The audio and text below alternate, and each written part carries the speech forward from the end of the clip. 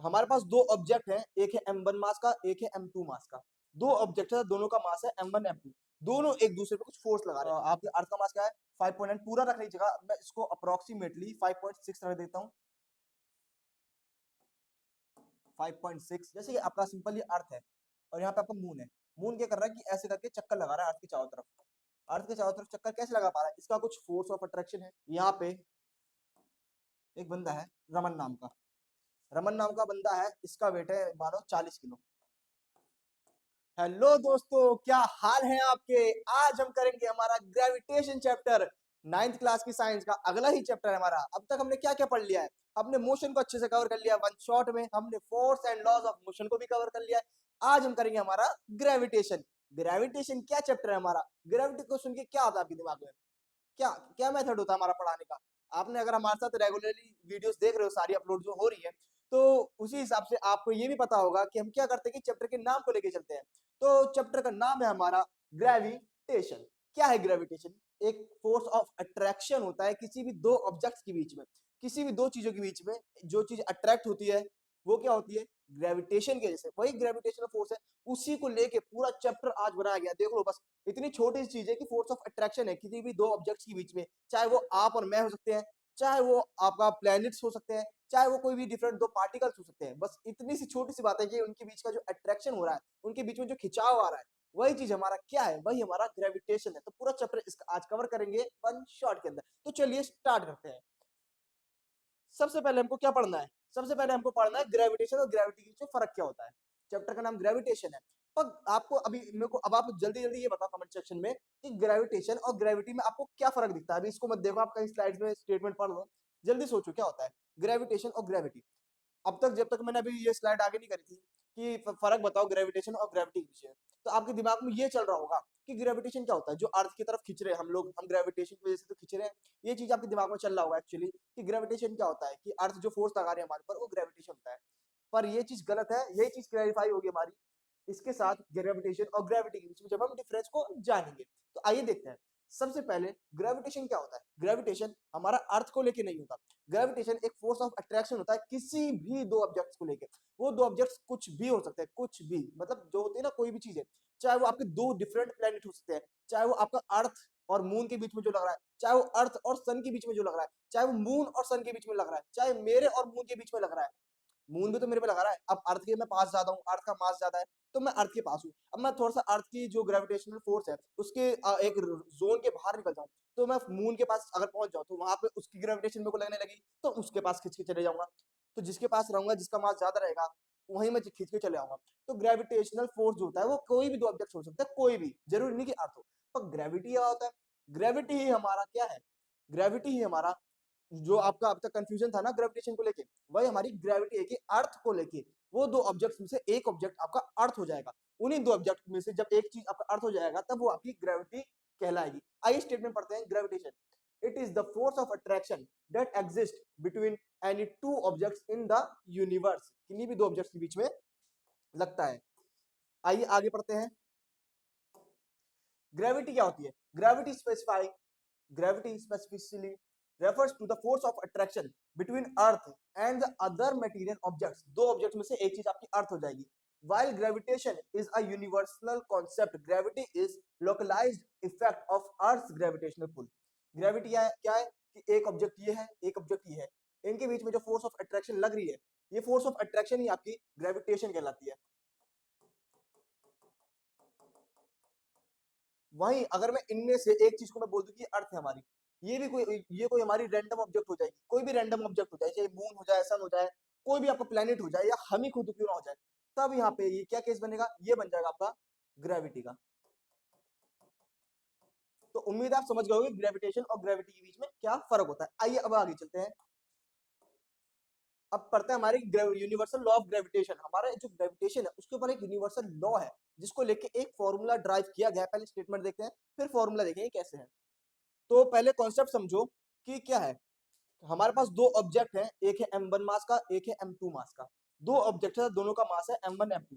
दोनों एक दूसरे पे कुछ फोर्स लगा रहे हैं। अब मानो कि m1 m2 पे F1 फोर्स लगा रहा है और m2 जो है वो m1 पे F2 फोर्स लगा रहा है। कंफ्यूज मत रहो होना कि M1 जो है वो F1 फोर्स लगा रहा है और M2 जो है वो F2 फोर्स लगा रहा है एक दूसरे की तरफ।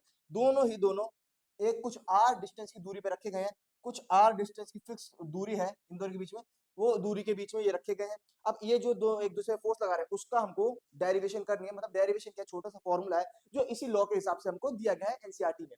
क्या लिखा है कि Newton's universal law of gravitation states that, क्या स्टेट्स करता है कि जो ग्रेविटेशनल फोर्स है जिसको हम या तो आप कैपिटल एफ से दिखा दो या फिर एफ जी से दिखा दो ताकि कंफ्यूजन ना हो, कोई और फोर्स आ जाए उसको एफ से दिखा देंगे, ग्रेविटेशनल फोर्स एफ जी से दिखाएंगे। तो जो ग्रेविटेशनल फोर्स है वो डायरेक्टली प्रोपोर्शनल है to the product of the masses of the two objects, दोनों ऑब्जेक्ट्स के मासेस के प्रोडक्ट का, यानी कि जो आपका ग्रेविटेशनल फोर्स है वो डायरेक्टली प्रोपोर्शनल है product of m1 cross m2, इन दोनों के प्रोडक्ट के डायरेक्टली प्रोपोर्शनल। नेक्स्ट स्टेटमेंट क्या कहती है, it is inversely proportional to the square of the distance, distance क्या है हमारी जो r डिस्टेंस है, r डिस्टेंस के बीच में और उनके सेंटर से, मतलब कि जो हम डिस्टेंस लेंगे ना, ये देखो r डिस्टेंस कहां से ली गई है, इसका कुछ एक सेंटर है, ये देख रहे हैं जो सेंटर पॉइंट है एकदम सेंटर पॉइंट से, जहां से हम कह सकते हैं कि इसका सेंटर ऑफ मास जो है यहाँ लाई करेगा, यहां से लेके दूरी जो बनी है इसके सेंटर ऑफ मास तक जो इसका एकदम सेंटर पॉइंट है वहां से ये दूरी हमारी r है, तो उसके इनवर्सली प्रोपोर्शनल है, यानी कि हमारा जो ग्रेविटेशनल फोर्स है वो इनवर्सली प्रोपोर्शनल है r के स्क्वायर के।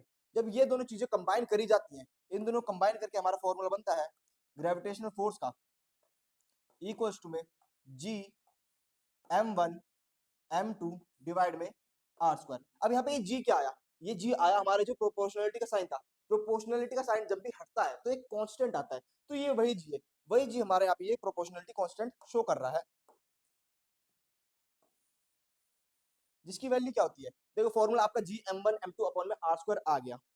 यहाँ पे आपका जो आप यहाँ आप लिख सकते हैं कि जो g है उसकी वैल्यू कितनी होती है, अभी हम आगे देखेंगे g की वैल्यू एक हमारी यूनिवर्सल कांस्टेंट है, ये यूनिवर्सल कांस्टेंट है जिसको अभी हम इस क्लास में तो आपको वो कर नहीं सकते, हायर क्लासेस में आप इसके बारे में अच्छे से पढ़ोगे, पर अभी सिर्फ इसकी वैल्यू आप जान सकते हो g की वैल्यू क्या होती है 6.674 इंटू 10 की पावर -11। अभी यूनिट में लिख नहीं रहा, यूनिट हम अभी आगे देखेंगे कि कैसे इसकी यूनिट निकाली जाती है, बाकी अभी आपको बस इतना देखना है कि इसकी न्यूमेरिकल वैल्यू क्या होती है जी की 6.674 इंटू 10 की पावर -11। यूनिट तो अभी अब बताना ही क्या है, इसमें आप खुद ही कैलकुलेट कर सकते हो कि यहाँ पे ये क्या है हमारा, ये हमारा फोर्स है, यहाँ पे दोनों हमारे मासेस है और यहाँ पे हमारा डिस्टेंस है, तो यहाँ पे इजीली जी की यूनिट कैलकुलेट कर सकते हैं।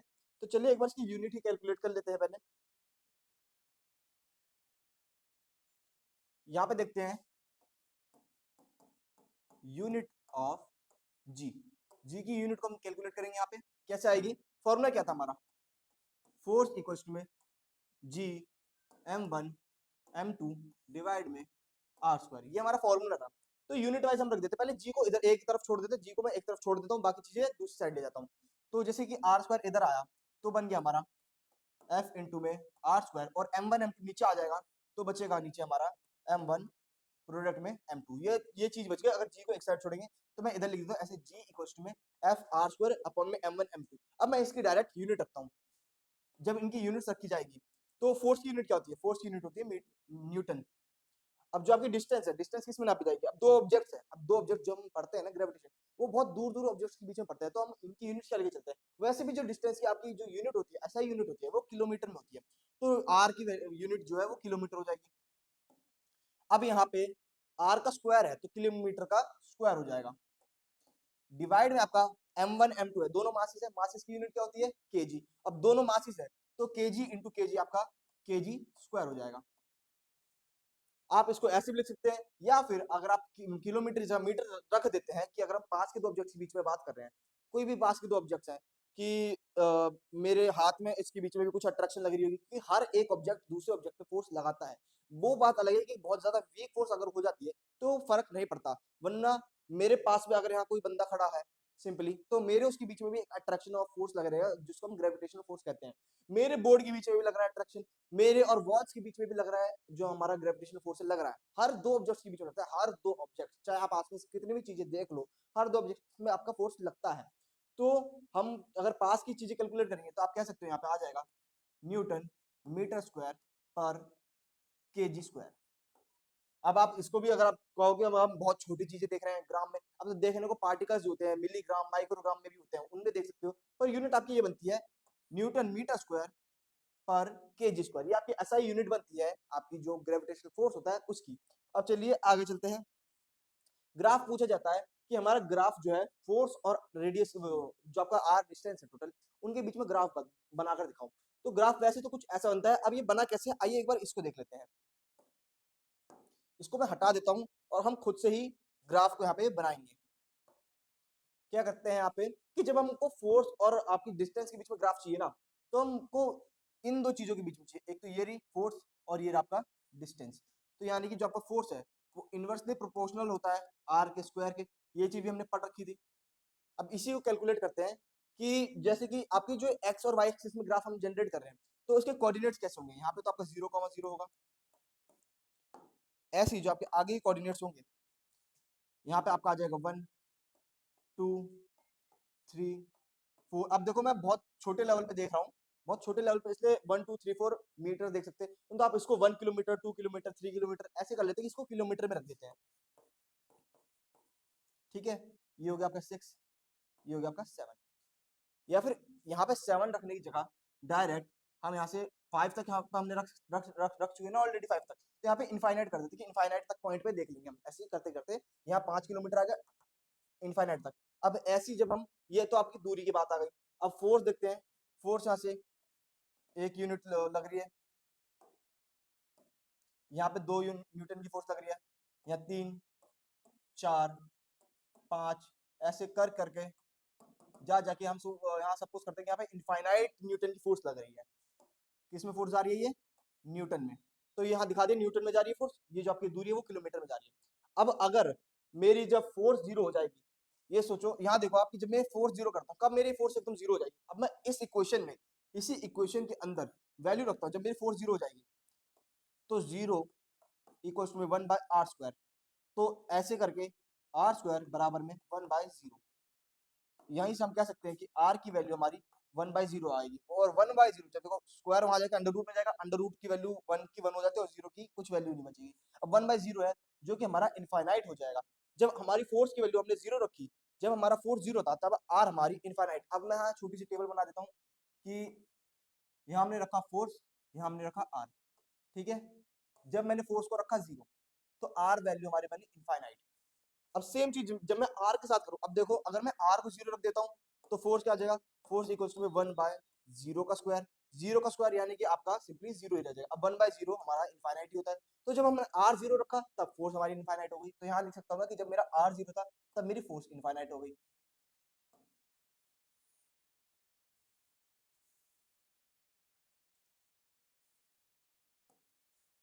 अब एक एक दो नंबर बीच के कैलकुलेट कर लेते हैं। देखो इन 0 पे तो हमने देख लिया है। अब एक दो नंबर बीच के कैलकुलेट कर लेते हैं। जैसे मैंने रख दिया यहाँ पे, मैं रख देता हूँ r की वैल्यू 4 पे।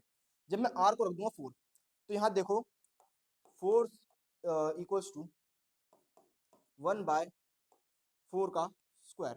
r को जब मैं 4 रख देता हूँ, r को 4 रखूंगा, तो फोर्स क्या आएगा हमारा 1/16।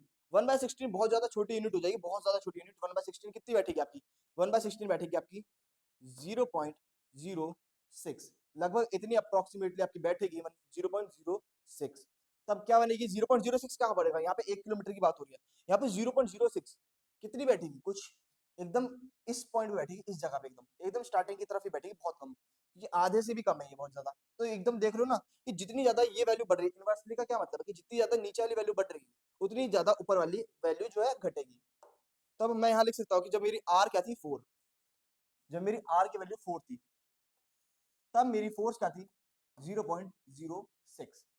अब मैं अगर फोर्स को 4 रख देता हूं, अगर मैं यहाँ पे फोर्स की वैल्यू 4 रख दूं, तो 4 बराबर में 1/r²।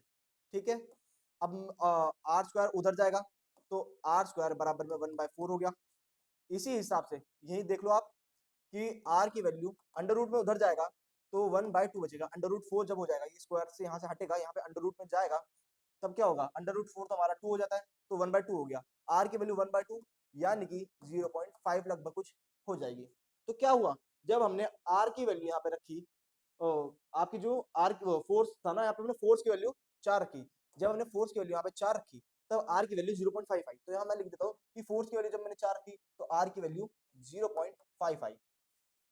अब आइए इन्हीं पॉइंट्स को प्लॉट जब हम करेंगे तो कैसे बनेगा, जब हमारा 4 0 था, 4 0 कहाँ पे हमारा 4 0 हमारा इस जगह पे है, इस पॉइंट पे जब 4 0 है तब हमारी आर की वैल्यू इनफाइनाइट है, इस जगह पे 0, आर इनफाइनाइट कहीं यहाँ जाके होगा, ये समझो कि इनफाइनाइट यहाँ आके हो रहा है, तो यहाँ से स्टार्ट हो जाएगा, और ऐसे ही जब ये हमारा ये 0 हो जाएगा आर, तब फोर्स हमारी इनफाइनाइट हो जाएगी, तो यहाँ पे हो गया।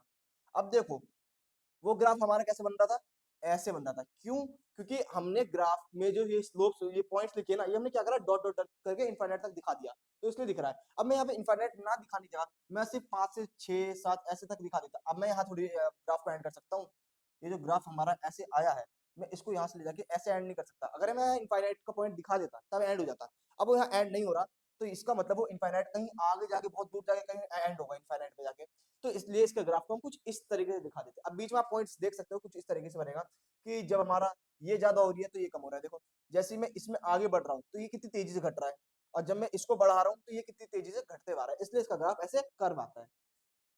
तो ये तो रही बात इसकी ग्राफ की, फोर्स और आर इसके बीच में। अब आइए देखते हैं हमारा gravitational force between earth and moon, earth और मून के बीच में कैलकुलेट करते हैं कि कितनी ग्रेविटेशनल फोर्स लगती है। फॉर्मूला क्या था हमारा, फॉर्मूला क्या था हमारा,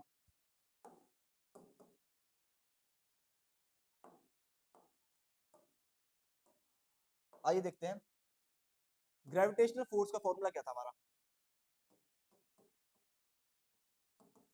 जी m1 m2 अपॉन में आर स्क्वायर हमारा फॉर्मूला था।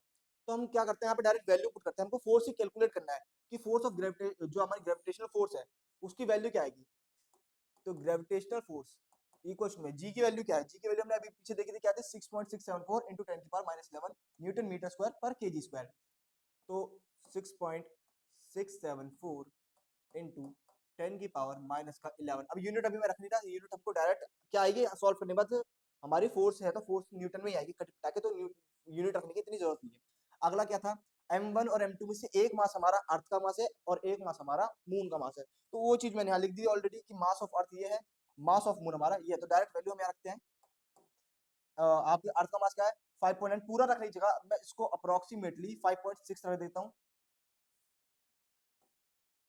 5.6 इंटू 10⁻24। अब इंटू में m2 की वैल्यू क्या है हमारी 7.348 है, तो मैं 7.35 रख देता हूँ उसको, इंटू में 10⁻22, डिवाइड में, डिवाइड जब हम इसको करेंगे किससे करना है हमको, डिस्टेंस बिटवीन, अब हमारे को जो हमारी इनके बीच में दूरी होती है ना, दूरी क्या देखी जा रही है, ये दूरी देखी जा रही है इसके सेंटर पॉइंट से और मून के सेंटर पॉइंट से, अर्थ और मून के बीच में जो सेंटर से सेंटर जो पॉइंट जोड़ रहा है, तो शॉर्टेस्ट डिस्टेंस जो स्ट्रेट लाइन है वो हमारी आर है, वो कितनी दूरी है, वो हमारी जो कैलकुलेट करी गई है अजम्पशंस लेने के बाद वो आई 3.844 इंटू 10⁸ मीटर में है। तो हम इसको क्या कर सकते हैं कि 3.844 है ना, तो 3.9 इसको मैं रख सकता हूँ, 3.9 इंटू 10⁸ मीटर है, इंटू 10⁸ मीटर में। अब ये चीज देखो कि अगर ये हमको किलोमीटर में दिया होता तो हम इसको मीटर में कन्वर्ट करते हैं, अगर क्यों, क्योंकि यहाँ पे भी हमारी जो ऊपर वाली यूनिट है वो मीटर्स में है, देखो ये मीटर में तभी तो मीटर से मीटर कटेगा, अब ये भी मीटर में और ये भी मीटर में, तो कोई चेंज करने की जरूरत नहीं है, इजिली अपने आप ही यूनिट्स कट जाएंगी। अब इसका क्या था स्क्वायर, इस पूरे का स्क्वायर था। अब जब ये वैल्यू को आप पूरी कैलकुलेट करोगे ना, पूरी की पूरी वैल्यू कैलकुलेट करने के बाद आइए देखते क्या आपकी वैल्यू बनेगी। पहले जो वैल्यूज और कॉन्स्टेंट वाली वो रखते हैं यहाँ पे, 6.67 इंटू में 5.6 आगे ले लिया, इंटू में 7.35, ये आपकी कॉन्स्टेंट वैल्यू थी, और डिवाइड में क्या है 3.9 इंटू 10⁸8 का स्क्वायर, तो मैं 3.9 को भी मैं अज्यूम कर लेता हूँ कि 4 है, तो 4 का स्क्वायर हमारा 16 हो जाएगा, बचा इंटू में 10⁸8 जो है उसका स्क्वायर 10⁸16 हो जाएगा। यहाँ पे इंटू में 10 की पावर क्या थी, यहाँ माइनस का 11 था, 24 था, माइनस का 11 था, प्लस का 24 था, और यहाँ पे 22 था, तो प्लस का 22। इनको जब आप सॉल्व करोगे तब वैल्यू बनेगी आपकी यहाँ से लगभग 24, और यहाँ से बचा 11 और 11 और ये 35, 10 की पावर पॉजिटिव में 35, पॉजिटिव 35 बचा। जब ये वैल्यू इससे कटेगी 10 की पावर 16 यहाँ से कटेगी, तो यहाँ बचेगी आपकी 16 और 32 17 18 10 की पावर ये कटने के बाद 19 बचेगी, कुछ ऐसी वैल्यू बचेगी। अब जब आप इसको भी सॉल्व करोगे तब जाके कुछ आपका आंसर आ जाएगा, जो कि अभी हम आगे और देखेंगे, पूरा सॉल्व करेंगे तो बहुत लंबा और खींचेगा, तो इतनी आपको पूरी चीज मैंने दिखा दी कैसे कैलकुलेट करना है, बस डायरेक्ट इनका प्रोडक्ट करना और काट पीटने के बाद आपका आंसर आ जाएगा। तो ये था आपका gravitational force between earth and moon, जो हमने कैलकुलेट करके ना देख लिया यहाँ पे। आइए आगे चलते हैं। अब कुछ इंपॉर्टेंस होती है, इसको पढ़ने की कुछ जरूरत होती है, हमको देखना पड़ता है कि हमारी डेली लाइफ में भी कैसे हेल्पफुल होती है, क्यों इंपॉर्टेंट होती है। तो उसकी इंपॉर्टेंस पॉइंट पढ़ते हैं हम, आइए देखते हैं। The force that bind us to the earth, बहुत ही ज्यादा अच्छा पॉइंट है। क्यों? क्योंकि जब हम अर्थ पे चल रहे हैं, कैसे चल पा रहे हैं? अगर यहाँ पे ग्रेविटेशनल फोर्स नहीं होगी, अगर अर्थ की कुछ ग्रेविटी ही नहीं होगी, तो हम चल कैसे पाएंगे? हम तो फ्लोट करने लग जाएंगे हमारे वैक्यूम में, इधर उधर एटमॉस्फेयर में हम फ्लोट करने लग जाएंगे, जैसे स्पेस में होता है। तो ये काफी इंपॉर्टेंट है कि अर्थ हम पे जो ग्रेविटेशनल फोर्स लगा रहा है, जो ग्रेविटी की वजह से, अर्थ की ग्रेविटी की वजह से हम खींच रहे हैं, तभी हम चल पा रहे हैं, तभी हम बाकी सारा काम कर पा रहे हैं, अपना इजिली सरफेस पे खड़े हो पा रहे हैं। तो पहला पॉइंट हो जाएगा कि ये हमको बाइंड करके रखता है अर्थ की सरफेस के साथ। दूसरा पॉइंट है the motion of moon around the earth. जैसे कि आपका सिंपल ये अर्थ है और यहाँ पे आपका मून है। मून क्या कर रहा है कि ऐसे करके चक्कर लगा रहा है अर्थ के चारों तरफ। अर्थ के चारों तरफ चक्कर कैसे लगा पा रहा है? इसका कुछ फोर्स ऑफ अट्रैक्शन है। क्या वो फोर्स ऑफ अट्रैक्शन हमारा ग्रेविटेशनल फोर्स है? जी हाँ। और वही हमारा जो ग्रेविटेशनल फोर्स है वही हमारी ग्रेविटी है। क्यों? क्योंकि उनमें से एक चीज हमारी अर्थ है। जब एक चीज हमारी अर्थ है, उस ग्रेविटी की वजह से मून ही हमारा चक्कर लगा पा रहा है। तभी हमको रात में भी देखने में मदद होती है। अंधेरा जब हो जाता है, तो जो सूरज की रोशनी चांद पे रिफ्लेक्ट होती है, उसके बाद हमको चांद दिखता है, जिसकी वजह से रात के टाइम भी काफी मदद होती है चीजें देखने में। तो चांद की जो रोशनी होती है, अब मानो कि अर्थ ग्रेविटेशनल फोर्स लगाएगा ही नहीं चांद पे, तो मून तो अपना ऐसे ही इधर उधर, जैसे आसमान में इतने तारे हैं वैसे कहीं गायब हो जाएगा इधर उधर, तो अपना चांद ही नहीं बचेगा। तो इसलिए जो चांद के जो चक्कर लगा पा रहा है वो ग्रेविटेशनल फोर्स की वजह से लगा पा रहा है। नेक्स्ट पॉइंट है the motion of planets around the earth. अब जैसे कि आपका जो मून है वो अर्थ के चक्कर लगा रहा है, अब ग्रेविटेशनल फोर्स की बात हो रही है, तो कोई भी दो ऑब्जेक्ट्स हो सकते हैं, जैसे मैंने स्टार्टिंग बताया। तो प्लैनेट्स भी जो चक्कर लगा रहे हैं सन के चारों तरफ, उनके आसपास भी, उन प्लैनेट्स के भी कुछ मून है वो उनके आसपास चक्कर लगा रहे हैं। वो किस वजह से लगा रहे हैं? वो हमारे ग्रेविटेशनल फोर्स की वजह से लगा रहे हैं। तो ये था आपका थर्ड पॉइंट। फोर्थ पॉइंट है, ये काफी ज्यादा अच्छा पॉइंट है, बहुत जल्दी बच्चों को समझ नहीं आता, तो पूरा अच्छे से मैं आपको समझाऊंगा। ये पॉइंट आपको अच्छे से भी क्लियर करूंगा मैं। The tides due to the moon and the sun. जो टाइड्स होते हैं, टाइड्स क्या होते हैं? आपने बहुत, आपकी जो छोटी क्लास है 6th क्लास से आप इसके बारे में पढ़ रहे हो कि कुछ टाइड्स नाम की चीज होती है, जो हमारी मून की वजह से बनती है। होती है क्या एक्चुअली? देखो क्या होता है, जैसे कि ये आपका सरफेस है, इस सरफेस से ये आपका पानी है, समुद्र है, जैसे मर्जी आप सोच सकते हो। अब यहाँ पे हमारा मून है, सिंपल आपका, जब यहाँ से मून आया, मून का क्या होता है? मून अपनी कुछ ग्रेविटेशनल फोर्स लगा रहा है। ग्रेविटेशनल फोर्स लगाने की वजह से अब हमको तो खींच नहीं सकता। क्यों? क्योंकि जो हमारा जो मास है वो अर्थ के पास बहुत ज्यादा है, तो अर्थ हम पे ज्यादा फोर्स लगा पा रही है मून की कंपैरिजन में। तो हमको तो खींच नहीं पा रहा। अब वो पानी को भी नहीं खींच सकता कि कहीं पानी पे ज्यादा फोर्स लगा रहा है तो वो पानी को उठा के ले जाए, नहीं, ऐसे नहीं होता। पर वो पानी पे इसलिए लगा पा रहा है कि जब भी हल्की सी हवा चलती है ना, लहर आती है, तो एक वेव बनती है। देखा आपने वेव्स जैसे बनती है समुद्र में? तो पानी क्या होता है, बहुत बार समुद्र के पास ऐसे पानी क्या कहते हैं, हाई टाइड आ जाती है। पढ़ा होगा ना आपने कि जैसे यमुना नदी है, वहां पे हाई टाइड आ गई, अचानक से बाढ़ आने का खतरा आ जाती है, पानी बहुत ज्यादा ऊपर चढ़ते आ जाता है। क्यों होता है वो? कि जब मून ऐसे चक्कर लगा रहा होता है, तो वो क्या करता है ना कि अपनी ग्रेविटेशन, अब देखो थोड़ी देर में जैसे मून यहाँ पहुंच गया, तो ये पानी जो है इसके साथ साथ खींच खींच के आगे आगे आ जाएगा, जिसकी वजह से पानी ऊपर चला जाता है। अब सिमिलरली जैसे यहाँ एक सरफेस था, एक सरफेस यहाँ पे भी है, एक सरफेस यहाँ पे भी है, तो पानी इस पे भी था, अब पानी इधर भी था। अब जब मून इस साइड आया, आपका मून इस डायरेक्शन में जैसे ही आने लगा, इस डायरेक्शन में जैसे ही आएगा, तो इस जगह से क्या होगा आपका, इस जगह से अब पानी खिंचते हुए चले जाएगा इस तरफ को, पानी की डायरेक्शन भी इस तरफ को खिंचते हुए जा रही है ना आपकी, जैसे इस तरफ को खिंचते हुए जा रही है, तो यहाँ से पानी का लेवल कम होने लग जाएगा। तो यहाँ पे होता है ना कि पानी घटने लग जाता है अचानक, बहुत ज्यादा घटता चला जाएगा। तो वो घटता इसीलिए है क्योंकि मून इधर से थोड़ा आगे को चला गया, तो उसकी अपनी ग्रेविटी की वजह से अब पानी यहाँ पे चढ़ गया, यहाँ पे आ गई हाई टाइड। अब मानो कि यहाँ से चक्कर लगाने के बाद वापस घूम के वो इस साइड आएगा, तो सारे पानी की लहर जो है वो अब यहाँ से पानी घट जाएगा। अब यहाँ से जो पानी की लेयर है वो कम हो जाएगी, पानी की लेयर यहाँ से कम हो जाएगी, यहाँ पानी कम हो जाएगा, अब यहाँ पे हाई टाइड आ जाएगी आपकी। तो ये होती है आपकी टाइड की, कभी कभार जो आपने देखा होगा हम लोग के पास कह देते हैं कि हाई टाइड का खतरा है, बाढ़ का खतरा है। तो ऐसी मून की वजह से होता है, यही हाई टाइड आती है कि जिस तरफ को मून जाता है अपनी पानी को खिंचाव के साथ ले जाता है, पानी उस तरफ बढ़ जाता है, अब उधर बढ़ गया तो इधर घट जाएगा। ये पूरा प्रोसेस होता है आपका हाई टाइड का। अब उम्मीद है आपको अच्छे से समझ आ गया एक्चुअली में टाइड्स होती क्या है। आइए आगे चलते हैं। फ्री फॉल क्या होता है?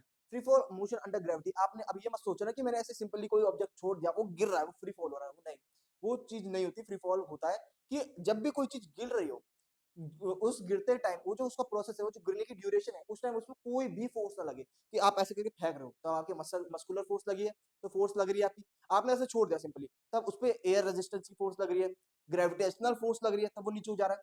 तो वो सारी आपकी जो अलग अलग फोर्स है। तो फ्री फॉल क्या होता है, एक ऐसी फॉलिंग ऑब्जेक्ट जब उस पर और कोई फोर्स नहीं लग रही हो तब वो होती है फ्री फॉल। अब ये बताओ मुझे कि क्या फ्री फॉल अर्थ पे एग्जिस्ट करती है? जी नहीं, बिल्कुल नहीं करेगी। क्यों? क्योंकि आसपास इतनी हवा चलती रहती है। हवा भी नहीं चल रही तो आसपास पार्टिकल्स है जो उसको रेजिस्ट करेंगे। वो बड़ी रफ्तार में भी गिर रहा हो तो हवा के पार्टिकल्स क्या करेंगे, गिराएंगे।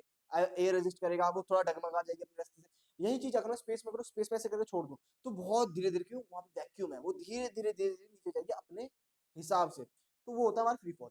Free fall is a motion where the only force free fall is a motion where the only force acting on an object is gravity. सिर्फ एक ग्रेविटी एक ऐसी चीज है जिसको नीचे लेकर जा रही है और कोई चीज नहीं होनी चाहिए। When something is falling without any other force, देख लो कोई अदर फोर्स नहीं लगनी चाहिए वहां पे, सिग्निफिकेंटली अफेक्टिंग इट्स मोशन, उसके मोशन को इफेक्ट ना करे, लाइक एयर रेजिस्टेंस, कि मैंने कोई चीज ऐसे ड्रॉप करी, कोई चीज आके उसको रोक दे, हवा उसको रोक दे, या कोई ऑब्जेक्ट रास्ते में आ जाए तो उसको टकरा दे, कोई रेजिस्टेंस नहीं करना चाहिए, वो होती है हमारी फ्री फॉल। तो इसके ऊपर काफी क्वेश्चंस एग्जाम में ये भी बनते हैं, लिफ्ट केसेस बनते हैं, कि जैसे कि आपकी एक लिफ्ट है, अब ये फ्री फॉल मोशन में, वैसे एक्चुअली तो एग्जिस्ट कर नहीं रही फ्री फॉल लिफ्ट, क्योंकि हमारी जो है वहां पे और तरह तरह की फोर्सेस अफेक्ट करती है, पर उसको हम नेग्लिजिबल मानते हैं, उसको हम मानते हैं कि ऐसी कोई अदर फोर्स नहीं है जो उसको रेजिस्ट कर रही है, तो हम इसलिए उसका केस लेट अज्यूम करके चलते हैं कि ये फ्री फॉल मोशन में। तब हमसे बोला जाएगा कि यहाँ पे कोई आदमी खड़ा है, वो फ्री फॉल मोशन में क्या होगा उसके साथ, उसमें क्या लग रहा है, एक तो यहाँ पे लिफ्ट का वेट लगेगा mg, यहाँ पे एक आदमी का जो वेट है उस हिसाब से लगेगा mg करके, एक इसका फोर्स लगेगा, बाकी यहाँ पे कुछ एयर रेजिस्टेंस की वजह से हमको फोर्स अगर क्वेश्चन में दे दे तो हमको एम ए करके ऐसे माइनस करना पड़ेगा। ये पूरा आपका फोर्स वाला चैप्टर जो आप 10th में पढ़ोगे अच्छे से, अभी आपकी 9th है तो ज्यादा टेंशन लेने की जरूरत नहीं है। तो ये था आपका पूरा इंफॉर्मेशन, पूरी नॉलेज फ्री फॉल को लेके, बस इतना ही आपको जानना था। आगे चलते हैं, acceleration due to gravity. Acceleration due to gravity क्या होती है?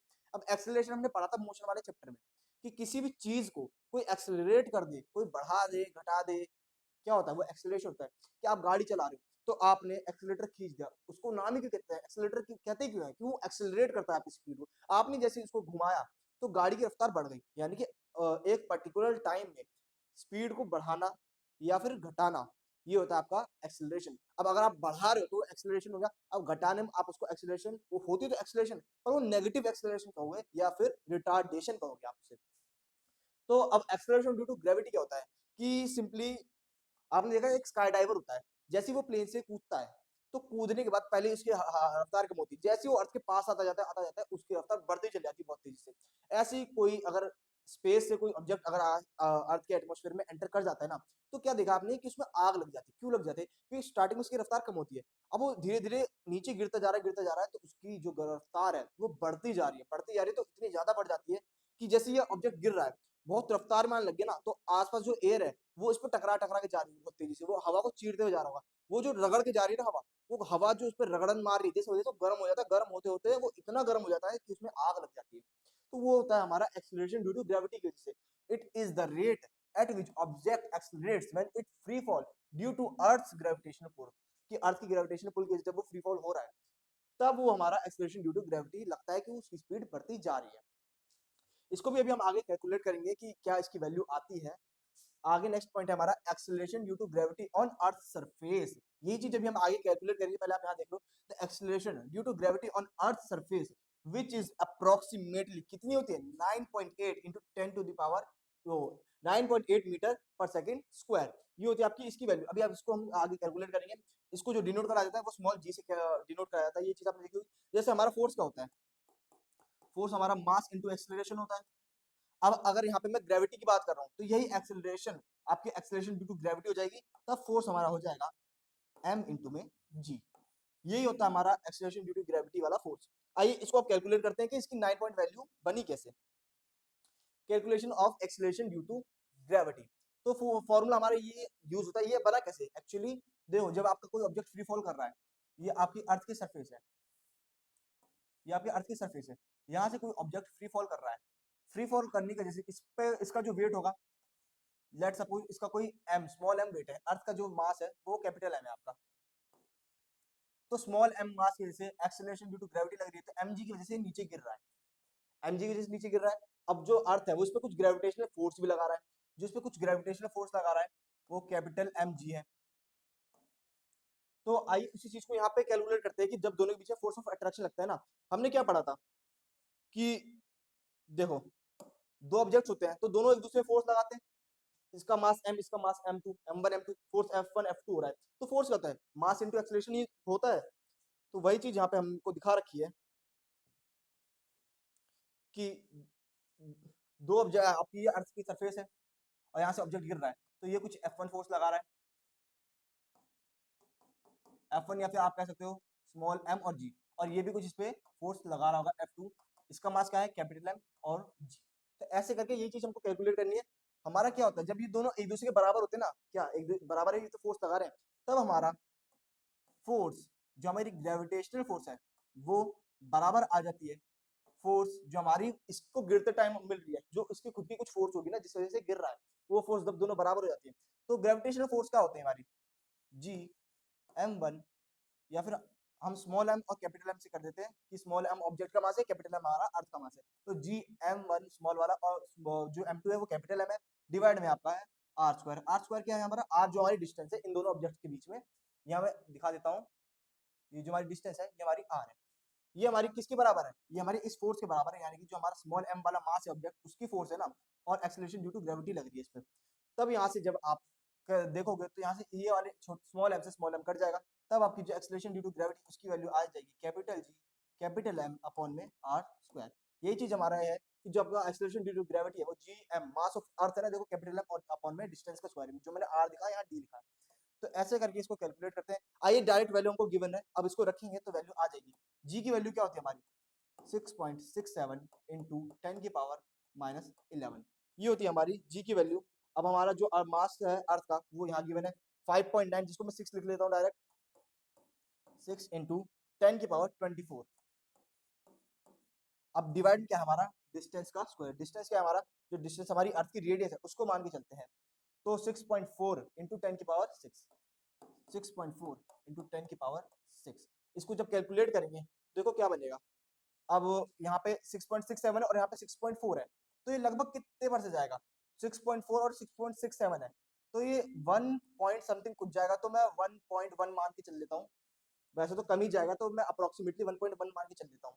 और यहाँ से जो हमारी वैल्यू आएगी ये -11 है और ये है 24, तो -11 और 24 की पावर बन जाएगी यहाँ से आपकी 13 और 6 ऊपर जाके टोटल बन जाएगी 1.1 इंटू 6, तो हो जाएगा आपका यहाँ पे 1.1 इंटू 6 इंटू में, अब देखो 10 की पावर ये 6 है, तो 10 की पावर 6 यहाँ पे है, यहाँ से कटेगी तो कितनी बचेगी, यहाँ से 10 की पावर 18 बचेगी। अब माइनस का 11 और हो जाएगा, माइनस का 11 होने के बाद यहाँ पे आपका बचेगा सिंपल 10 की पावर 7, बस इतनी सी आपकी वैल्यू बचेगी। यहाँ पे बचा आपका 1.1 इंटू में 6 इंटू में 10 की पावर 7, तो यहाँ पे आया आपका 6.6 into 10 to the power 7।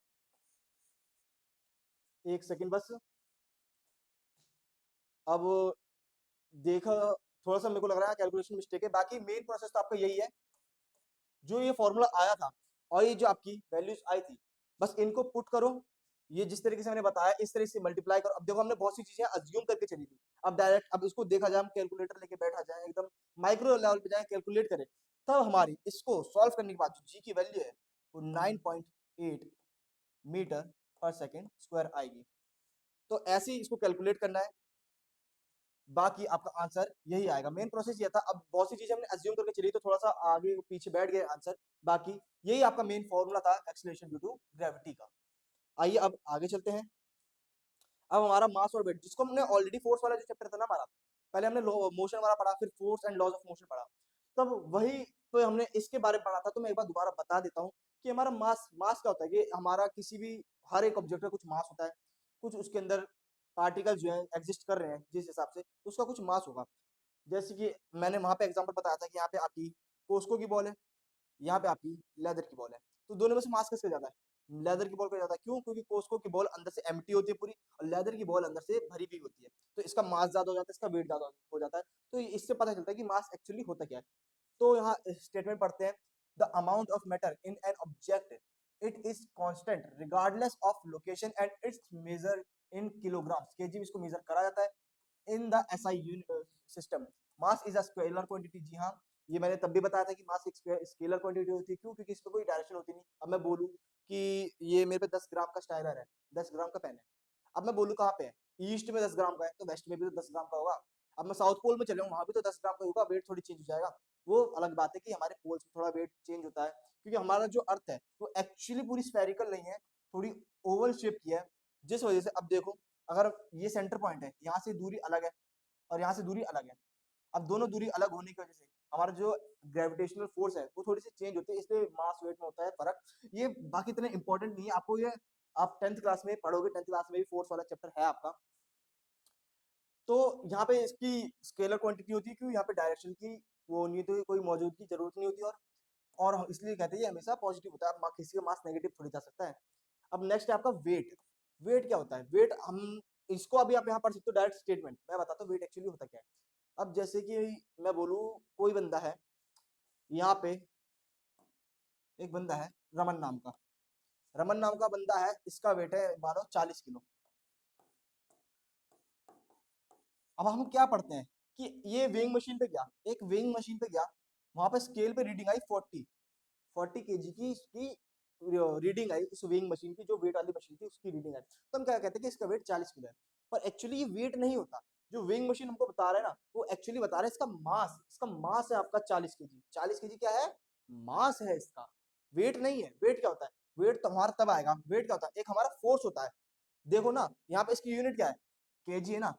Machine पे क्या दिखाता है? केजी में तो दिखाता है, पर हमारी जो यहाँ पे देखो वेट की यूनिट होती है, वो क्या होती है? न्यूटन्स में होती है। न्यूटन्स में कैसे होती है? जो हमारा वेट होता है वो एक्चुअली वही फोर्स होता है जो ग्रेविटी के जैसे हम हमारे ऊपर जो अर्थ ग्रेविटी से लगा रही है ना, ग्रेविटी के जैसे लगा रही है, वही हमारा वेट होता है। तो यानी कि जो हमारा फोर्स जो हमारे वेट के बराबर है, वो क्या आएगा हमारा? वो आएगा mass into acceleration due to gravity जो है। अब यहाँ पे इसका मास कितना था? 40, और इसकी जी की वैल्यू कितनी थी हमारी? 9.8। अब इसको कैलकुलेट जब आप करोगे, इसको कैलकुलेट करने के बाद आपकी बन जाएगी लगभग लगभग 392, लगभग 392। अब इसका क्या है? 392 न्यूटन्स, 392 न्यूटन्स जो आया है, यही इसका वेट आएगा। जो इसका वेट होगा वो ये होगा। एक्चुअली ये 40 केजी इसका वेट नहीं होगा, ये इसका मास होता है। जो हम हमारे क्या कॉन्सेप्ट थोड़ा हिला हुआ है हर किसी का, हम सबका। तो वो एक्चुअली इसका मास बताता है वेइंग मशीन, वेट इसका एक्चुअली ऐसे आएगा। ये होती है पूरे वेट का कॉन्सेप्ट। अब एक इंपॉर्टेंट पॉइंट है, इसको आप लिखो, बहुत ज्यादा चांस है एग्जाम में इससे आने के लिए, कि on the moon an object weighs about 1/6 of its weight on earth due to moon's weaker gravity। क्या है इसका मतलब? कि देखो, मून का मास ज्यादा है, अर्थ का मास ज्यादा है? एब्सोल्युटली आपका जो अर्थ है उसका मास ज्यादा है, साइज भी ज्यादा है, तो ज्यादा फोर्स लगा पाता है मून के कंपैरिजन में। अब उसका मास ज्यादा है। देखो ग्रेविटेशनल फोर्स का क्या फॉर्मूला रहा था? ग्रेविटेशनल फोर्स हमारा डायरेक्टली प्रोपोर्शनल होता है मास इसकी प्रोडक्ट के, m1 m2। अब मैं सिर्फ अपनी बात करूं, जैसे कि मेरा m2 मास है, m2 मास है। अब मैं चाहे यहाँ नापूं, चाहे मैं मून पे चले जाऊँ, मास तो मेरा सेम ही रहेगा, चेंज नहीं होने वाला। अगर मेरी ग्रेविटी अलग हो जाए, जो अर्थ ग्रेविटी लगा रही है, जो मून ग्रेविटी अलग लगा रही है, उसकी वजह से जो मेरा वो है वो वेट अलग दिखाएगा एक्चुअली, पर मेरा जो मास है वो तो कांस्टेंट ही रहेगा ना। तो ये m2 अगर कांस्टेंट रह गया, बचा m1 जो हमारा उस सरफेस है। जैसे अर्थ की बात करें तो m1 आपका अर्थ हो गया, m2 बात करें तो मून हो गया। अब m1 क्या है? अर्थ का है ज्यादा, अर्थ का ज्यादा है, और मून का है कम। अब जब इसकी वैल्यू कम हो जाएगी, दोनों को प्रोडक्ट ही हो रहा है, अब इसकी वैल्यू जब ज्यादा थी अर्थ पे, तब मेरा फोर्स ज्यादा आ गया। जब इसकी वैल्यू कम हो जाएगी कंपैरिजन में अर्थ के मुकाबले, इसकी वैल्यू कम हो जाएगी मून पे, तब इसकी वैल्यू भी तो कम हो जाएगी। जब ये अर्थ पे थी, अर्थ पे ज्यादा आ जाएगी, मून पे कम हो जाएगी। तो सिंपल सी बात है कि अर्थ पे आपका वेट ज्यादा आएगा in comparison to moon, moon पे आपका वेट कम आएगा। कैसे? तभी वही यही चीज दिखी कि 1/6 टाइम हो जाएगा, 6 गुना कम हो जाएगा, 6 गुना कम हो जाएगा। कि अगर यहाँ पे आप 60 किलो के हो ना, तो मून पे जाने के बाद आप सिर्फ 10 किलो के हो जाओगे, इसलिए हम वहां पे इजिली उछल कूद कर पाते हैं। देखा है ना आपने कि मून की सरफेस होती है तो ऐसे कूद के इतनी दूर दूर जा रहा है आराम से। तो वही इसी वजह से कि वेट हो जाता है वहां पे बहुत ज्यादा कम। तो ये था आपका पूरा मास और वेट के बीच में डिफरेंस। आइए आगे चलते हैं। अब ये है थ्रस्ट और प्रेशर। काफी अच्छा कॉन्सेप्ट है, और न्यूमेरिकल आने के बीच से अच्छे खासे चांस रहते हैं। एक्चुअली होता क्या है? प्रेशर तो आपने सुना होगा, बचपन से सुनते होगे प्रेशर। जब मैं प्रेशर लगा रहा हूँ, मैं इसके ऊपर ऐसे धक्का दूं उसको, कुछ प्रेशर लगा रहा हूँ, मैं दीवार पे धक्का देने लगता हूँ, कुछ प्रेशर लगा रहा हूँ, तो प्रेशर है। पर एक्चुअली प्रेशर क्या होता है, वो चीज हमको देखनी है। पहले थ्रस्ट को जानते हैं। थ्रस्ट एक परपेंडिकुलर फोर्स होती है। Thrust is a force acting perpendicular to the surface. अब जैसे कि यहाँ पे देखो, यहाँ पे एक सरफेस नीचे रखा हुआ है, एक सरफेस ऊपर रखा हुआ है, और ऊपर से हाथ लगा रही ताकत। अब दो देखो, यहाँ पे ये वाली कील देखो, पहले आप इसकी तरफ अच्छे से देखो कि ये भी तो स्टेप पे परपेंडिकुलर ही है। अब देखो एकदम परपेंडिकुलर है, परपेंडिकुलर फोर्स। अब मैं इस पर ताकत लगा रहा हूँ ना, तो जो ये इस पे फोर्स लगा रहा है वो परपेंडिकुलर ही जा रहा है, परपेंडिकुलर जो फोर्स जा रहा है ये हमारा थ्रस्ट हो जाएगा एक्चुअली। अब थ्रस्ट और प्रेशर में फर्क क्या आता है? अब देखो कि कील का इस वाले एरिया का वो कम है, इस वाले पॉइंट का सरफेस एरिया कम है, या फिर इधर का सरफेस एरिया कम है, इधर का कम है। क्यों? देखो दिख सिंपल सी बात है, दिख रहा है कि जो कांटेक्ट में आ रहा है सरफेस के साथ ये कम है, यहाँ कांटेक्ट में ज्यादा है। अब मैं इसको दबाऊंगा तो क्या आएगा कि ये वाली जो कील है वो इस वाले सरफेस में एंटर कर जाएगी, घुस जाएगी, और जो ये वाली कील है वो इधर से ना जाके इधर से इस वाले सरफेस में एंटर कर जाएगी, इसके बंदे के हाथ पे छूट जाएगी। तो यही चीज आपकी प्रेशर है। थ्रस्ट सिंपल आपका परपेंडिकुलर फोर्स है जो लगाई जा रही है। Pressure is the thrust per unit area, जो थ्रस्ट लगाया जा रहा है पर यूनिट एरिया पे। अब देखो इसका जो छोटा सा एरिया था, थ्रस्ट क्या था जो इस पे परपेंडिकुलर फोर्स लगा रही है, और प्रेशर क्या है कि जो इसका इतना सा एरिया है इस पे कितनी फोर्स लग रही है, इसके छोटे से एरिया पे कितनी फोर्स लग रही है, वही हमारा प्रेशर हो जाता है। अब देखो कि मैं मेरे पास ये स्टाइलर है, अब मैं इसको अपने हाथ में से दबा रहा हूँ, अभी अब मेरे हाथ के अंदर नहीं जा रहा, तो अब जितनी ताकत से मैं इसको दबा रहा हूँ ना, इतनी ताकत से अगर मैं एक सुई को लेकर दबा दूं तो वो आराम से मेरे हाथ के अंदर चली जाएगी। क्यों? क्योंकि उसका जो सामने का एरिया है, सामने का जो एरिया वो बहुत ज्यादा कम है, बहुत ज्यादा कम होने की वजह से फोर्स, प्रेशर का फॉर्मूला क्या बनता है? Force per unit area. जैसे हमने यहाँ पे पढ़ा ना स्टेटमेंट है कि pressure is the thrust per unit area, thrust यानी कि भाई आपका जो थ्रस्ट वाला फोर्स लग रहा है उसका पर यूनिट एरिया। अब एरिया अगर मैं कम कर देता हूँ, अब देखो इसकी जगह मैं सुई ले लेता हूँ तो उसका एरिया हो जाएगा कम, एरिया कम होने की वजह से इनवर्सली प्रोपोर्शनल है हमारा जो प्रेशर है, वो इनवर्सली प्रोपोर्शनल है एरिया के। एरिया हो जाएगा कम तो प्रेशर हो जाएगा ज्यादा। अब जैसे इसका एरिया कम हो गया तो प्रेशर ज्यादा हो गया, जिस वजह से वो मेरे हाथ में एंटर कर जाएगी। अब अगर मैं एरिया बढ़ा दूं, जैसे कि यहाँ हमको दिखा रखा है इस कील का एरिया यहाँ बढ़ा रखा है ना, ज्यादा है इधर का एरिया, तो यहाँ से ये क्या कहते हैं प्रेशर हो जाएगा कम इस जगह से। यही आपका फर्क था थ्रस्ट और प्रेशर के बीच में। अब जो आपको प्रेशर होता है उसकी यूनिट होती है न्यूटन मीटर स्क्वायर। कैसे? फोर्स की यूनिट होती है आपकी न्यूटन, और एरिया आपका नापा जाता है मीटर स्क्वायर में, तो यहाँ से आपकी वैल्यू बनी न्यूटन मीटर स्क्वायर। और प्रेशर की जो ऐसा यूनिट होती है वो पास्कल होती है, पी ए से डिनोट करी जाती है। पास्कल क्यों? क्योंकि ये भी साइंटिस्ट के नाम पे रखा गया था, पास्कल सर के नाम पे, उनके नाम पे इसको दिया जाता है। प्रेशर की यूनिट क्या होती है? पास्कल। आइए अब आगे चलते हैं, फ्लूइड और बायोन्सी के बारे में पढ़ना। फ्लूइड क्या होता है? आप ये चीज अब मैं आपसे पूछिए, फ्लूइड एक्चुअली होता है क्या? आप कहोगे जो पानी है वो फ्लूइड है, जो लिक्विड चीज है वो फ्लूइड है। अब ये आपकी जो स्टेटमेंट है वो 50% सही है पर इनकम्प्लीट है। क्या होती है एक्चुअली फ्लूइड? क्या होता है? हर वो ऑब्जेक्ट जो फ्लो कर सकता है वो फ्लूइड होता है। अब जैसे कि मैंने मेरे पास एक किसी बर्तन में पानी है, उसको मैं ऐसे तिरछा करूंगा तो पानी गिरना चालू हो जाएगा। सिंपली ऐसे एक बीकर था मेरे पास, उसमें पानी भरा हुआ था, अब मैं इसको थोड़ा सा मोड़ देता हूँ, मोड़ने के बाद पानी क्या होगा, यहाँ से गिरना चालू हो जाएगा, फ्लो हो रहा है ना एक्चुअली। या फिर मैं किसी पाइप से पानी छोड़ू, फ्लो हो रहा है एक्चुअली, तो वो फ्लूइड है। अब जरूरी थोड़ी कि पानी फ्लो होता है, एयर भी तो फ्लो होती है, एयर भी तो फ्लो होती है, हवा भी तो चल रही है, वो भी एक फ्लूइड की तरह ही है। या फिर आप ये समझो एयर तो हमें दिखती नहीं, लिक्विड नाइट्रोजन देखा आपने? लिक्विड नाइट्रोजन कैसा होता है? थोड़ा गैसियस टाइप में होता है। कार्बन डाइऑक्साइड देखा आपने? जो कहते हैं आपका फायर एक्सटिंग्विशर में होता है, आग लग जाती है तो उसको छोड़ता है, तो व्हाइट व्हाइट होता है, तो आपको दिखता है वो फ्लो ही तो हो रहा है, हवा भी तो फ्लो ही हो रही है। तो हर वो चीज, a fluid is any substance that can flow, हर वो चीज जो फ्लो हो सकती है वो फ्लूइड है।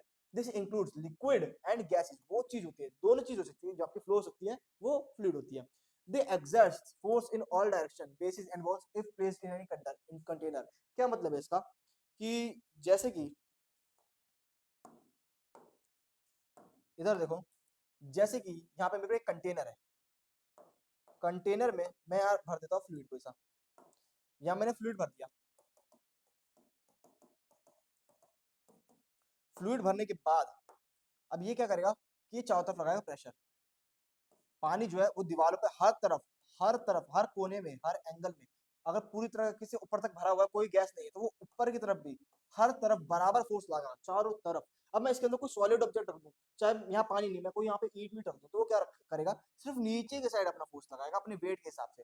पानी क्या करता है या गैस क्या करती है? वो चारों तरफ इक्वली फोर्स लगाती है, चाहे वो आपका पानी मतलब फ्लूइड जो है, चाहे वो पानी हो चाहे वो गैस हो, वो चारों तरफ बराबर फोर्स लगाता है। तो उसी के बारे में हमें पढ़ना है, अभी हम पढ़ेंगे बायोन्सी क्या होती है, उसी को लेके पढ़ना है। तो ये चीज आप इतना, आप इतनी सी बात सिंपल सी है कि जो फोर्स होता है वो हर तरफ लगता है फ्लूइड के द्वारा, यानी कि आपका जो लिक्विड है और गैस है। अब बहुत इंटरेस्टिंग सा क्वेश्चन मेंशन है, आइए उसको देखते हैं क्या है कि वाई ऑब्जेक्ट्स फ्लोट और sinks when placed on the surface of water. कि पानी के सरफेस के अंदर, जैसे ये बीकर है, इसके अंदर में कोई ऑब्जेक्ट रख देता हूँ, अगर यहाँ मैंने कोई ऑब्जेक्ट रख दिया, वो फ्लोट करेगा या फिर डूब जाएगा। कई बार क्या होता है कि फ्लोट कर जाता है, क्या पता है डूब जाता है। अब आप यहाँ पे मेरे को यही सोच रहे हो सर, ये तो सिंपल सी बात है, हल्की होगी तो फ्लोट कर जाएगी, भारी होगी तो डूब जाएगी। पर अब देखो शिप और सबमरीन दोनों में फर्क है ना। सबमरीन अपने आप ही जब हम कंट्रोल करते हैं तो ऊपर आ जाते हैं, नीचे चले जाती है, तो कुछ तो लग रहा होगा। जो शिप है, जो बड़ी बड़ी शिप्स होती है, वो भी तो फ्लोट करती हैं, उनका भी तो कितना ज्यादा वेट होता है, भारी हल्की सी थोड़ी होती है वो, तब भी वो फ्लोट करते हैं। वो क्या होता है एक्चुअली, वही हमारा होता है बायोन्सी। आइए उसके बारे में आगे पढ़ते हैं, क्या होता है buoyancy. Buoyancy is a upward force exerted by a fluid that opposes the weight of an immersed object। अभी स्टेटमेंट आपको थोड़े कंफ्यूजिंग लग रही होगी, मैं बताता हूँ यहाँ पे आपको पूरा क्लेरिफाई करके कि ये आपका एक ऑब्जेक्ट है, ये ऑब्जेक्ट मैंने लिक्विड में रखा, आपके कोई फ्लूइड है उसमें मैंने इस ऑब्जेक्ट को रखा। अगर ये फ्लोट कर रहा है, फ्लोट किस वजह से कर रहा है, कुछ इसका वेट होगा जो ये नीचे को लगा रहा होगा, mg। mg करके ये शायद मेरे ख्याल से दिख नहीं रहा है, दूसरा कलर ले लेते हैं। इसने कुछ नीचे फोर्स लगाया अपना mg, अब ये अपना वेट तो लगा रहा है नीचे mg, अब कुछ वेट लगा रहा है उसको तो डूबना चाहिए, पर ये फ्लोट कैसे कर रहा है, फ्लोट इसलिए कर रहा है कि जो पानी है, अब मैंने क्या बताया था पीछे, पानी क्या करता है, वो चारों तरफ इक्वल फोर्स लगाता है, चारों तरफ दीवारों पे, बेस पे, टॉप पे, हर जगह लगाता है। तो कोई ऑब्जेक्ट आ गया तो उस पे भी तो फोर्स लगाएगा चारों तरफ से, चारों तरफ से वो फोर्स लगाना चालू कर देगा। अब सर ये तो अब कंफ्यूजन वाली बात आ गई, जब चारों तरफ से फोर्स लगा रहा है तो उसको तो पानी में ही नहीं रहना चाहिए कि वो ऊपर से भी लगा रहा है नीचे से भी लगा रहा है, तो उसको तो कुछ मूव भी नहीं करना चाहिए, पर वो फ्लोट कर रहा है। फ्लोट इसलिए कर रहा है कि देखो ऊपर की तरफ पानी है ही नहीं, जब ऊपर की तरफ इस रीजन में पानी है ही नहीं, तो इस तरफ से मतलब कोई फोर्स लगा ही नहीं सकता। जब वो इस तरफ से फोर्स लगा रहा है, सिर्फ नीचे नीचे पानी है, तो इधर को फोर्स लगा रहा है, इधर को फोर्स लगा रहा है, और ऊपर के साइड फोर्स लगा रहा है। जो ये अपवर्ड फोर्स लगा रहे हैं ना, इसी अपवर्ड फोर्स को आप बायोंट फोर्स कहते हो, इसी फिनोमिना को आप बायोंसी कहते हो। क्या होता है बायोंसी, अब पढ़ो statement. Buoyancy is the upward force, अब देखो ना लिखा है upward force exerted by a fluid that opposes the weight of an immersed object। जो इसका ऑब्जेक्ट का जो कुछ वेट के साथ डूबा हुआ है ना इस पानी में, इसको ऊपर ऊपर की साइड ढकेला जाता है, वो होता है हमारा बायोंसी फोर्स। अब एक्चुअली क्या होता है, अब देखो कि कितनी मजेदार बात है। अभी यहाँ देखो कि this is why object seems lighter in water, ये तो है कि हल्की बात दिख जाती है। अब हमारा जो शिप्स होती है, शिप्स का वेट इतना ज्यादा होता है, वो कैसे फ्लोट कर जाती है। देखो बहुत बढ़िया इंटरेस्टिंग बात बताऊंगा कि समझो जैसे कि हमारा एक शिप का डेक है, ये पूरा डेक वाला एरिया है, और ये एरिया उसका पानी में है डूबा हुआ, ये रीजन है पानी का पूरा, ये पानी में शिप है। अब ये क्यों नहीं डूब रही है, एक्चुअली क्या होता है कि शिप के नीचे ना यहाँ पे एक टैंक बनाया जाता है, इस पोर्शन में एक टैंक बनाया जाता है, ब्लास्ट टैंक जिसको कहते हैं। इसमें क्या होता है, इस टैंक में वैक्यूम होती है एक्चुअली स्टार्टिंग में, पर अगर हमको शिप को कंट्रोल जिस हिसाब से करना है ना, कि मैं चाहता हूँ कि थोड़ा पानी के अंदर रहे, जो लहरें चल रही है तो मैं चाहता हूँ कि वेट बढ़ जाए तो एक जगह सेट होके रहे, तो मैं क्या यहाँ पे एक वो मशीन लगी थी जिस वजह से इसके अंदर थोड़ा पानी भर जाता है। अब इसमें पानी भर जाएगा, पानी भरने की वजह से इसका वेट बढ़ जाएगा तो ये थोड़ा नीचे हो जाएगी। अब मैं चाहता हूँ कि हल्की हो जाए, कि पानी एकदम सत्तल हो चुका है, एकदम थमा हुआ है, तो मैं चाहता हूँ कि हल्की हो जाए, ऊपर आ जाए थोड़ा सा, तब यहाँ से पानी लूज कर देंगे। पानी लूज करने की वजह से ये पूरा जो इसका पोर्शन है वो एम्प्टी हो जाएगा। ये अभी इसका फिनोमिना है, अभी हम पढ़ेंगे यहाँ पे कि शिप्स और सबमरीन्स में यही चीज होती है, जो हमारा ब्लास्टर्स टैंक्स लगे होते हैं, इसके बारे में अभी हम पढ़ेंगे यहाँ पे आके, जो उसकी एप्लीकेशन है। तो ये था आपका बायोन्सी कैसे कैसे वर्क करती है, समझ गए पूरा फिनोमिना क्या था, कि बायोन्सी ही मदद करती है किसी भी ऑब्जेक्ट को फ्लोट करने में। अब एक इसका ये भी पॉइंट है कि जितना भी आपका वेट होगा ना, आप समझो कि ये बीकर अभी आधा खाली था, खाली होने का ये मानो कि पूरा भरा हुआ है, ये पूरा का पूरा भरा हुआ है, पूरा भरने की वजह से अब पूरा जब ये भर गया है, अब मैं इसमें कोई ऑब्जेक्ट डालता हूँ, जैसे कि मैं यहाँ पे कोई ऑब्जेक्ट ले आया,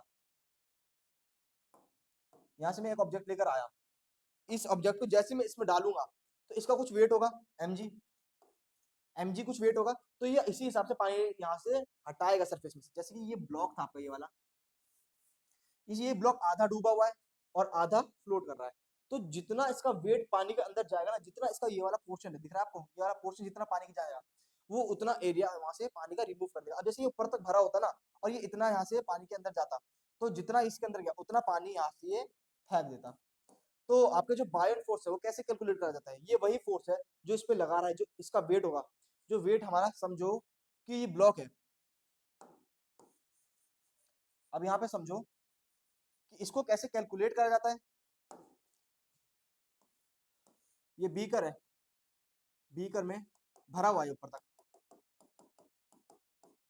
ऊपर तक भरे होने की वजह से अब मैं यहाँ पे कोई ब्लॉक डालता हूँ, तो ब्लॉक जितना वो पानी के अंदर जाएगा ना, ये ब्लॉक पूरा पानी के अंदर जितना गया है, पानी के अंदर जाने की वजह से कुछ पानी को ये स्प्रेड करेगा, इधर उधर फेंकेगा।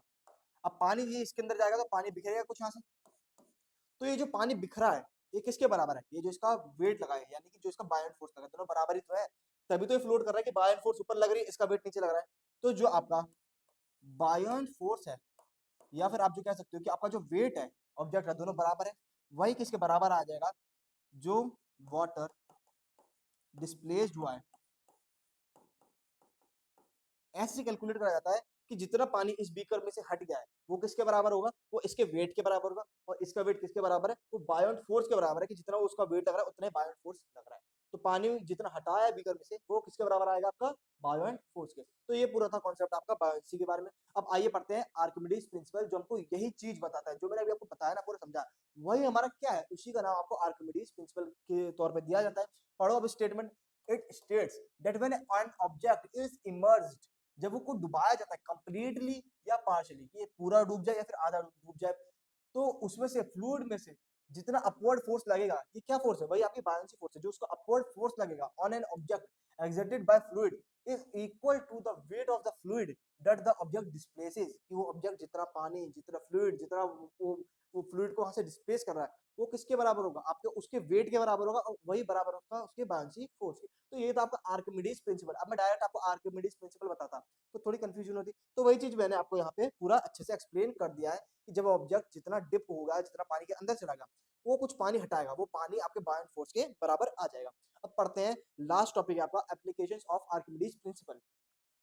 आर्किमिडीज प्रिंसिपल का प्रिंसिपल्स होते हैं, कहाँ इसका यूज होता है? शिप्स और बोट्स में, कि शिप्स को कुछ इस तरीके से डिजाइन करा जाता है टू बी हॉलो अलोइंग। पता था ना कि जो शिप का जैसे डेक है, तो ऐसे कुछ उसको खाली रखा जाता है ताकि वहां पे पानी भर जाए या खाली करा जाए। तो designed to be hollow allowing them to displace weight of water equal to their own weight enabling them to float. वो इस हिसाब से कुछ डिजाइन करा जाता है कि वो पानी उतना ही हटाए, जैसे यहाँ तक पानी पूरा भरा हुआ है, तो उसके आसपास से वो इतना ही पानी हटाए जितना उसको रिक्वायरमेंट है फ्लोट करने की वजह से। सबमरीन में क्या होता है कि जब हम चाहते हैं ऊपर आ जाती है पानी के एकदम, जब हम चाहते हैं एकदम गहराई में चली जाती है, तो उसमें यही फिनोमेना होता है कि उसमें एक ब्लास्ट टैंक्स लगाए जाते हैं। उन टैंक्स में क्या होता है कि जो पानी को कभी भी अपने हिसाब से भर लेते हैं या खाली कर देते हैं, ताकि उसका वेट बढ़ जाए या घट जाए, ताकि वो फ्लोट कर पाए।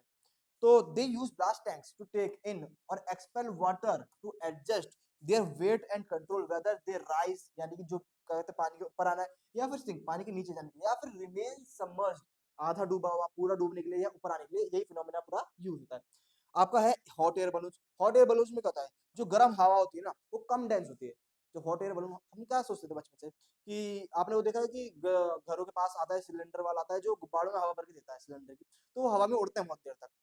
वो क्यों उड़ते हैं? एक्चुअली जो सिलेंडर की हवा होती है ना, वो होती है थोड़ी सी गर्म। गर्म होने की वजह से वो डेंसिटी उसकी होती है कम। अब डेंसिटी कम हो गई और बाहर जो आपका एटमॉस्फेयर उसकी हवा है ठंडी, तो डेंस होने की वजह से वो ऊपर को राइज करता है। अब गर्म हवा है तो ऊपर को राइज कर रही है, और ठंडी हवा है जिसकी वजह से ये आपको पूरा बाउंसी वाला फिनोमेना हो रहा है। एयर के साथ भी तो हो रहा है, फ्लूइड के साथ होता है एक्चुअली। तो वहां पे बायोन्सी आपकी लग रही है, जिसकी वजह से वो अपवर्ड फोर्स लगाती है। अपवर्ड फोर्स लगाने की वजह से वो राइज करती है। अब कुछ टाइम में क्या होता है कि वो नीचे आने लग जाता है, जब बहुत 1-2 घंटे बाद वो उसकी हवा जो होती है ठंडी हो जाती है। ठंडी होने की वजह से कुछ देर बाद उसका असर हमको लगता है खत्म हो गया, और फिर वो गुब्बारे में नॉर्मल हवा रह जाती है। क्यों? हवा उसके अंदर की हो गई है ठंडी। तो वही चीज होती है जब हमारे हॉट एयर बलून्स होते हैं। Air inside is less dense than the cold air outside, generating a buoyant force that lifts the balloon. क्या होता है बायोन्सी का? क्या मतलब? अपवर्ड फोर्स होती है। जो अपवर्ड फोर्स लग रही है वही हॉट एयर बलून में लग रही है, अंदर की हवा गर्म हो गई तो अपवर्ड फोर्स लगा रही है, डेंस कम डेंस होने की वजह से। तो इस वजह से आपका जो हॉट एयर बलून है वो ऊपर को राइज कर पाता है। तो ये पूरा था आपका चैप्टर ग्रेविटेशन को लेकर, जिसके हमने एक एक पॉइंट्स अच्छे से कवर अप कर लिए। कोई पॉइंट अगर मिस रह गया हो, वैसे तो मेरे ख्याल से नहीं रहा है, फिर अगर आपको लगता है कोई पॉइंट मिस हो गया तो आप बता दो कमेंट सेक्शन में, उसको भी इंक्लूड कर दिया जाएगा। बाकी मिलेंगे नेक्स्ट लेक्चर में। अच्छा लगा हो लेक्चर, आपने भी कुछ एंजॉय करा हो, जिसको हमने आज इसको कितनी जल्दी वन शॉट में खत्म कर लिया ना पूरी तरीके से, तो लाइक कर दो और सब्सक्राइब जरूर करिए जाना। मिलेंगे नेक्स्ट लेक्चर में। Thank you.